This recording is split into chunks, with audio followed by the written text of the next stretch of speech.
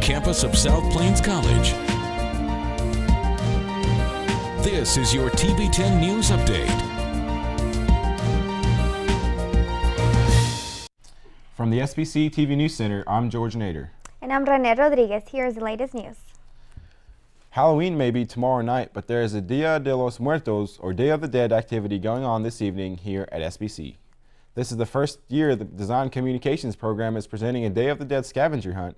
It gets underway today at 4 and runs until 6 o'clock. Each team will start with a map at the Student Center and go to other sites from there. The cost is $5 per person, and there can be 4 to 6 people per group. There will be prizes for the winners towards the end. For the Lubbock community, the Day of the Dead holds true to tradition. Here's Stephanie Perez with their report. In the Southwest United States, a Mexican tradition has grown in celebrating the Day of the Dead.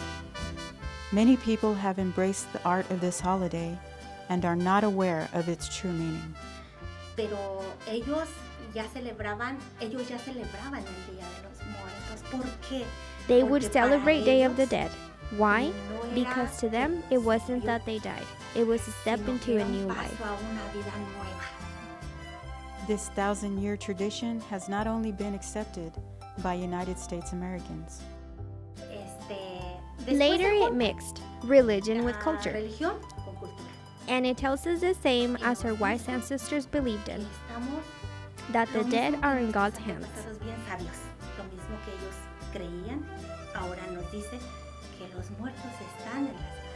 But us, as humans, we continue to believe that they are with us. And that's the reason behind our altars. In coming events for this Halloween, the Day of the Dead will be celebrated on October the 31st, which kicks off the First Friday Art Trail. And we actually we have a resident ballet troupe, Ballet Folclórico Nuestra Gerencia. So they'll be doing traditional Mexican folk dancing. We'll offer traditional sweets as well as horchata and aguas frescas. And we'll also have artwork from local schools, junior highs and high schools, in the tradition of Day of the Dead. The trail starts at the International Cultural Center at 5:30, ending at the Buddy Holly Center at 9:30. Enjoy a traditional holiday and refreshments and cultural traditions of the Day of the Dead. For SPC TV, I'm Stephanie Perez. South Plains College held an annual Halloween carnival this past Thursday for the community. The carnival was held by SPC Student Services and run by different clubs and organizations to raise money. Activities included face painting, creating cupcake stands, a law enforcement cell, and many other games that kids could participate in to win candy. And if you're looking for something to do this coming Monday evening, be sure to stop by the 32nd Annual Meet the Texans Tailgate Party at SPC. It kicks off at 5:15 with barbecue and music performed by SPC students. Then comes the introduction of the SPC Texans and Lady Texans. Barbecue cook-off winners will be announced at the Dome at 6:30. Admission is $6 for adults, $3 for children, and children under 5 are free. When we come back, we'll bring you some of the latest national news, and later you don't want to miss our look ahead at the weather.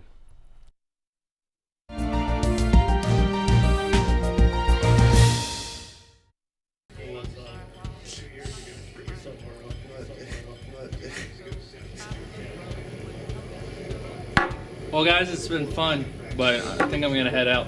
Are you good to drive, dude? Yeah, I'm fine. Okay.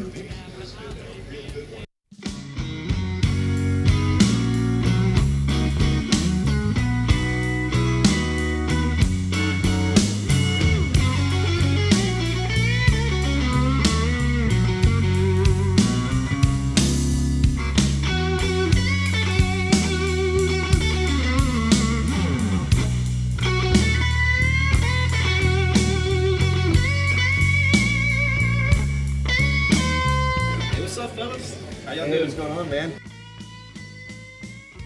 Trey was pretty drunk, wasn't he? Yeah. Yeah, well, he ain't going nowhere.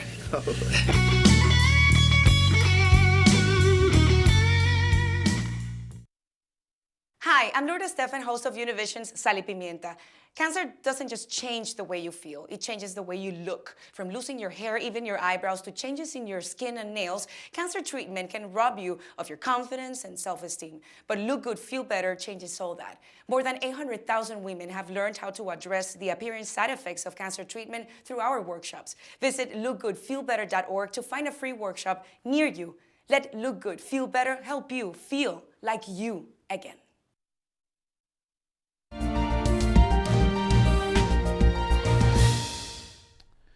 In national news headlines, a nurse in Maine is refusing to abide by a state order to stay in isolation for 21 days after returning from West Africa, where she treated Ebola patients.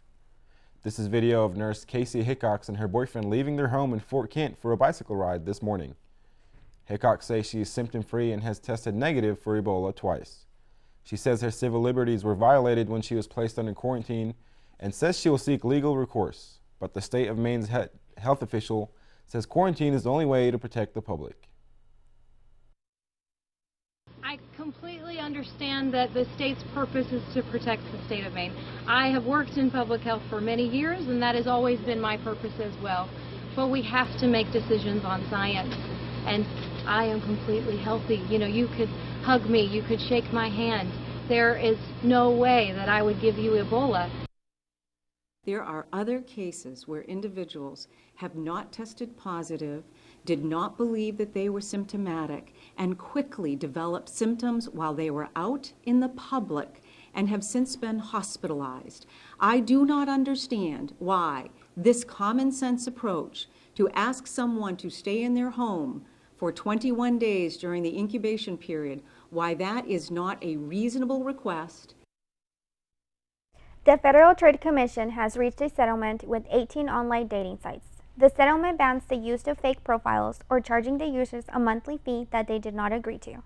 JDI Dating, owner of the sites, is required to pay more than $600,000 in refunds to customers. The sites are under such names as Cupid's Wand, Flirt Crowd, and FindMeLove.com. If you thought Taco Bell was fast and convenient before, you're in for a pleasant surprise. The food chain recently unveiled an app that allows patrons to place customized orders using their smartphones. No, this doesn't mean delivery, but it does mean when you place your order on the app, you can skip the lines. The app lets the workers know when you're near the store so they can prepare your meal ahead of time.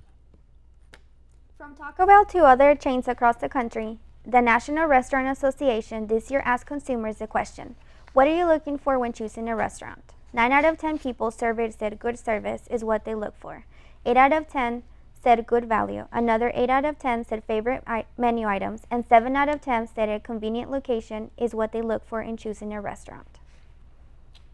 Those are some of the opinions of people surveyed around the nation, but what about people in this area? We decided to go around South Plains College with our Man of the Street crew and ask students what restaurant would you bring to Levelland and why. It would definitely be Whataburger because I have so many memories at that place. Every time we drive to my grandparents, we'd stop right in Sweetwater, Texas, pull in, go get us a good old Whataburger. It's my dad's favorite place, and it's kind of, I guess, rolled on down to us and the kids. I think what this town really needs is some home-cooked meals, just something to remind you of your childhood or just remind you of home. What restaurant I think should be brought to Loveland would be Waffle House. I grew up in the Dallas area, and Waffle House was really prevalent around there. I think it would be good to open a steakhouse up here just because there's not one here, and I think it would do very well. Stay with us after the break. We will have an interview with Chris Strafos, who will be talking about the psychology of fear.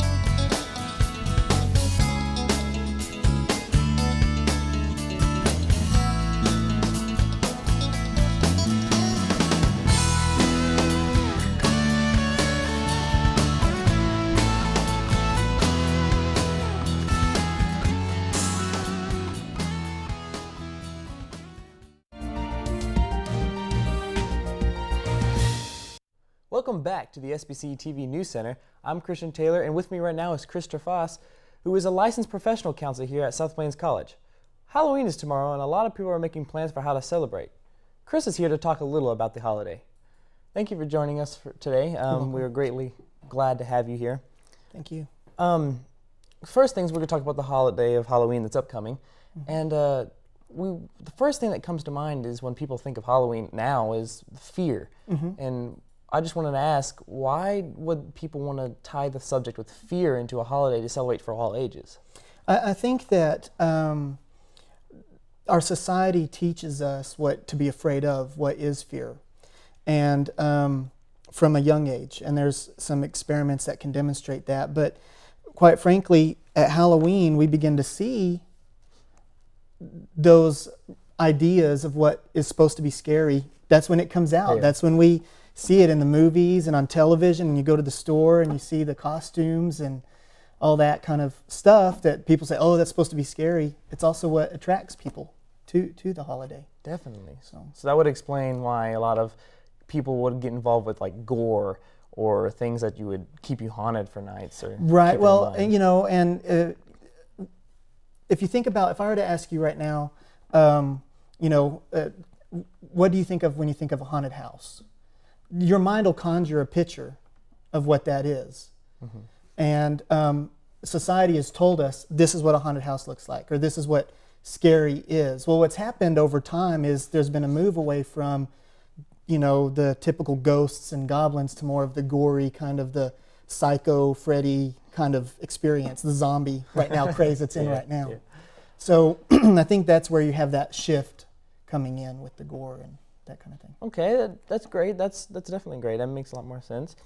In your opinion, of course, Halloween is obviously an all-age holiday to celebrate. Sure.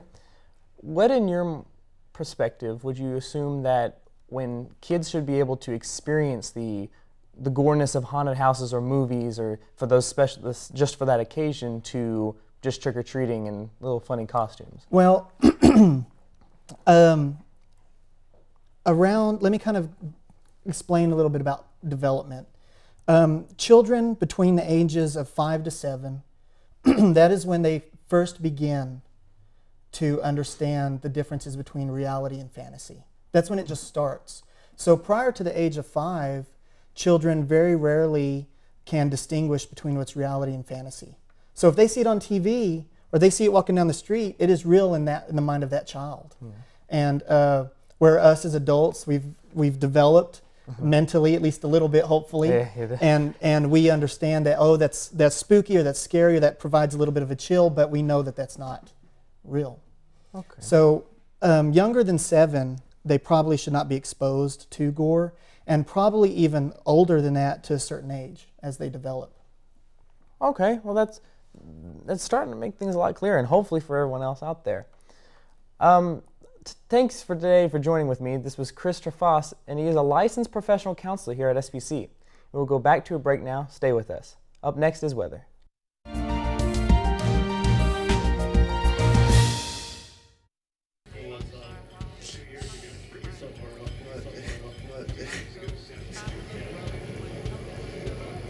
Well, guys, it's been fun, but I think I'm gonna head out.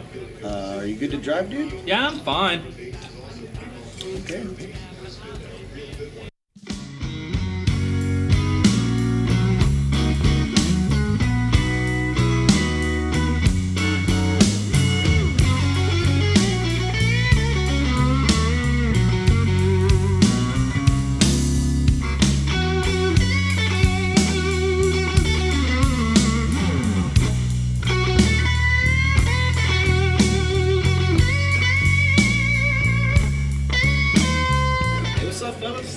Hey, what's going on, man? Trey was pretty drunk, wasn't he? Yeah. Yeah, well, he ain't going nowhere.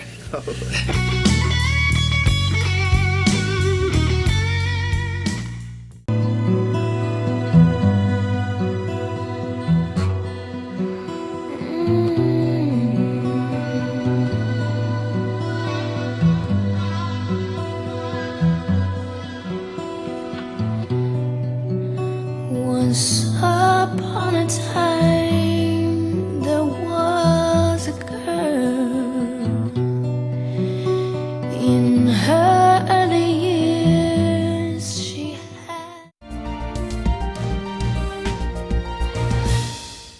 And welcome back, everyone. I'm John Pratt in the South Plains Weather Center. It's a beautiful day outside today. It really feels like fall. We've got leaves turning, we've got cooler temperatures, sunshine, and it just feels good. Let's take a look at our weather map today, see what's happening around the country and what's coming our way. We'll start out with the Pacific Northwest. We see some precipitation up there, and that's going to be pushing down through to our area eventually. This high pressure system is moving through right now. That's giving us a good weather. We're looking for precipitation probably Monday, Tuesday next week. There is a chance of another tropical storm off the Baja coast combining with that and give us a lot of precipitation. Only a few weather models right now are forecasting that, but do look for some precipitation here at the beginning of next week. But for now, we've got beautiful skies, as I've said, and great weather. Not much else going on in the nation. A little band of precipitation in the Midwest there. Let's take a look at our satellite infrared, and we can see the cloud coverage. Again, that big band of precipitation up there in the northwest heading our direction. A little bit of precipitation over the Great Lakes regions and some previous storms that pushed off on the East Coast. Let's take a look at our local forecast here. First, let's do our regional temperatures. We've got the Lubbock Airport showing 71 degrees, and San Angelo 79, Midland, Odessa 79 also. You can see that cooler temperatures up to the northwest in Albuquerque, New Mexico, and that's heading our direction. Down in San Antonio, 79. In Corpus, we're looking at 82 degrees. Now let's take a look at our local temperatures coming up in forecast. Right now here in Levelland, we're at 68 degrees and sunny. Today's high will reach 73 degrees. Our winds, again, from the north-northeast at 15 miles per hour. Looking at sunset tonight at 6:59 p.m. Tonight's low is going to be cool, 37 degrees, but clear. So if you're going out, grab a jacket. Tomorrow, we're going to see sunrise at 8:07, a high tomorrow of 62 degrees, low of 36, sunny all day long. And into tomorrow night, of course, it's going to be chilly. If you're out there trick-or-treating, you want to keep the kids protected and give them a jacket. But also remember to set your clocks back Saturday night because we're going to get an hour extra of rest. So that's always a good thing. It's that time we're returning to standard daylight time. And that's what we're looking at in the weather. And when we come back from the break, we're going to throw it over a chance to see what's happening in the world of sports.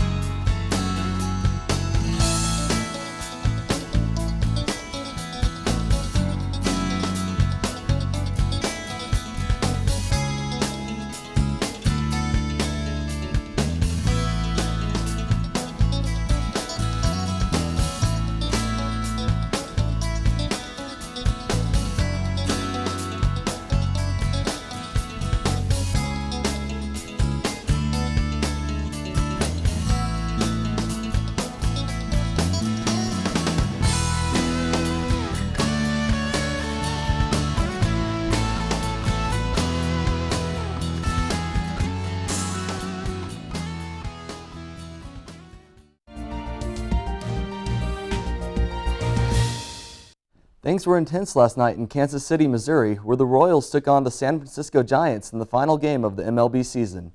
Let's go to the bottom of the seventh in Game 7 of the World Series.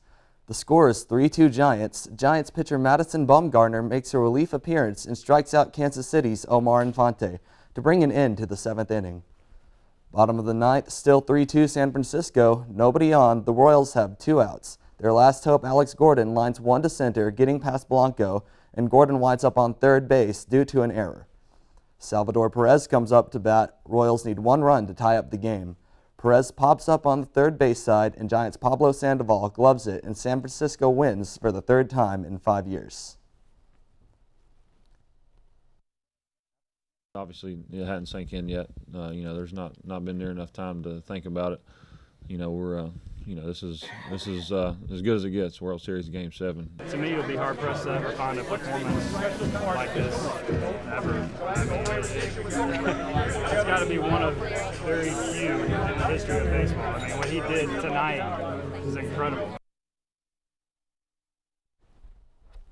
Things were rather dull in Kansas City after Game 7. However, in San Francisco, things were rowdier than ever.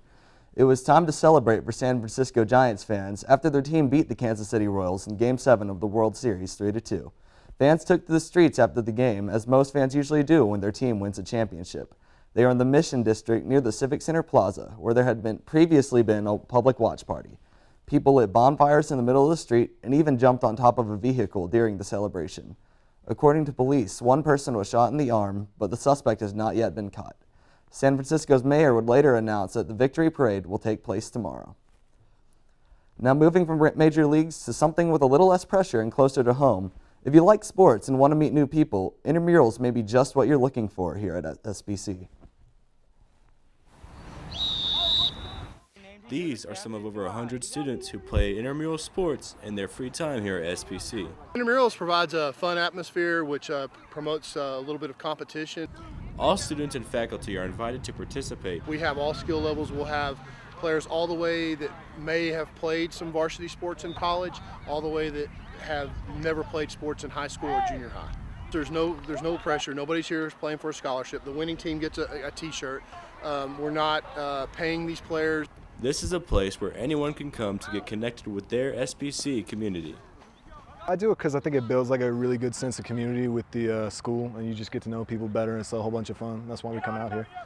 I play because in high school I didn't get to play a lot. I wasn't a good player. I was pretty god-awful, but out here I can play. I'm the team captain of the B team. It's just good to bring all the kids together. It gets you together with a lot of kids on campus you might not meet. For SPC TV, I'm Jonathan Bush. As football season comes to an end, it is just the beginning of other intramural sports. Intramural volleyball begins soon. If you're interested in joining an intramural sports team, call Mike Shipman at 716-2226.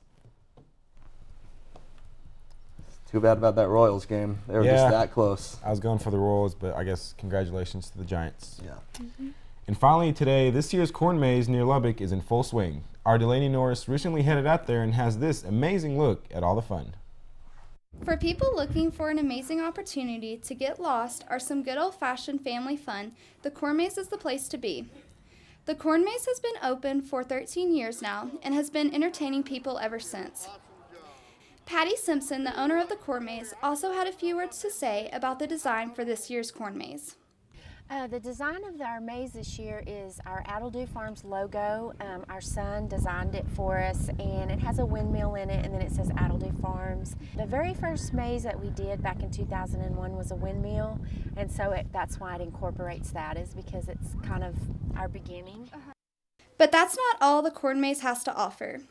It also includes fun activities such as hay rides, a lit-up pumpkin trail, seasonal themes, and even a chance to see unique animals. We do have barnyard animals, and then today we have a special setup of barnyard animals. They're not here every weekend, but they just are today. So if you're looking for a wildly different experience, hop on over to the corn maze. From the SPC News Center, I'm Delaney Norris. That's the latest news from the SPC TV newsroom. Thanks for joining us.